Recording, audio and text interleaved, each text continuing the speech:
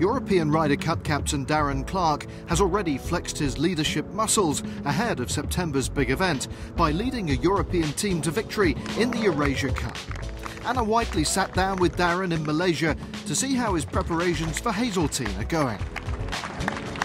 Darren, we're here at the EurAsia Cup. This is obviously your first week as captain Clarke for Team Europe. What made you want to take this role on, and what have you learnt so far about being a captain this week?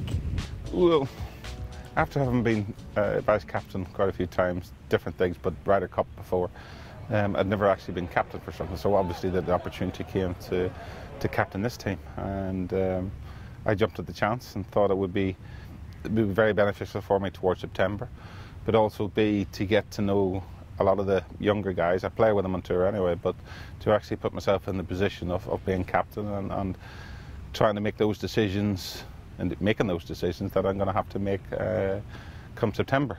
It almost feels like this week is the perfect dress rehearsal for the Ryder Cup. Being European captain is one of golf's greatest honours. How much of a full-time job has it become in your life so far? It's becoming more and more. There's lots of decisions to be made. You know, I had an hour and a half meeting today about Ryder Cup issues later this year, decisions to be made, and it will become a bigger part of my life. But at the moment, I'm enjoying this week. I'm enjoying my role this week, and we're here first and foremost to try and bring that EurAsia Cup back home to Europe. You've had a fantastic Ryder Cup career. You vice-captain with McGinley back in 2014, so you've seen a lot of captains come and go. What sort of a captain do you think you will be during that week? Well, we shall find out. I don't know. I think I'm more of an arm around the shoulder sort of guy, but I'm not too, what's the word, not shy. I can make the hard decisions if they need to be made. You know, friendships come to are put on one side for the sake of the team.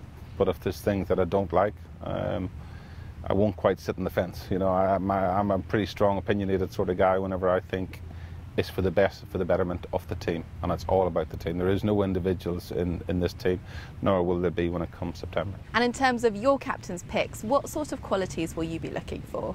I don't know, we shall see. That's a difficult one to answer until I see the makeup of the automatic qualifiers.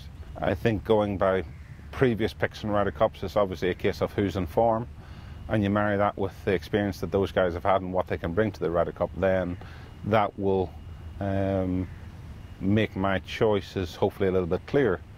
But again, with some of the guys that maybe just miss out and don't get a pick, you know, it's going to be a hard thing to have to phone those guys and say, listen, I'm sorry I can't pick you, but that's part of the job, that's what it's going to do. And you know, the picks will be, in my opinion, with consultation with my vice captains, who we think is going to be the best for the team. You've already said there are so many youngsters that you've got your eye on: Matt Fitzpatrick, Danny Willett. How do you choose between those fearless young players in comparison to a wealth of experience like Lee Westwood? Yeah, that's going to be a very difficult one. But the fact that it's an away match may push me towards experience. It probably should push me towards experience, but that's not to say if you have some young kid who's been playing awesome for that period of time, over the whole qualifying time, and especially near whenever points are finalised and the team's finalised, it would be hard to overlook somebody. But again, I will take a good look at it along with the whole team that I have fortunately behind me in terms of the stats team and the vice captains and other people involved, and hopefully come up with the right decisions. So just finally, from now until September, what will you be doing to make sure that the bond between you and the team is as tight as it possibly could be going out there to Hazeltine? You know, I'm in the fortunate position where, as captain, you know, the European Tour afford me the luxury of playing with who I want to play with in the regular tournaments. And I'm still playing and participating and competing with the guys. I enjoy that, I enjoy playing with them. And it's always easier to get to know a guy under competition pressure than it is day by day.